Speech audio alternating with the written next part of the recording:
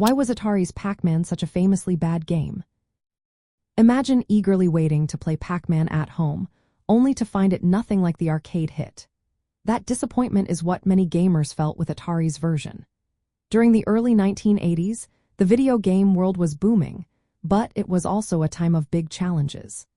The video game crash of 1983 hit the industry hard, and Atari was trying to keep up with the huge popularity of arcade games like Pac-Man. But the Atari 2600 console had very limited hardware.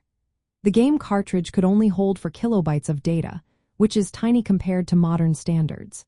This meant developers had to cut a lot of features and graphics to fit the game into that small space. They simplified the maze, replaced the detailed dots with duller, playfield wafers, and made the ghosts flicker because they could only be shown 1 out of every 4 frames.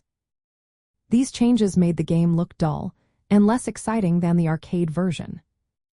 On top of that, Atari management added restrictions that hurt the game's quality. They wanted the game to support 2 players, which used more memory and limited what could be improved.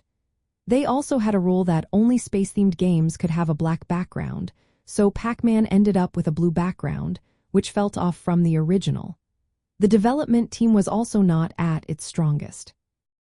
Many of Atari's best programmers had left by 1981, leaving less experienced engineers to work on the game. The lead programmer, Todd Fry, had to work under tight deadlines and limited resources.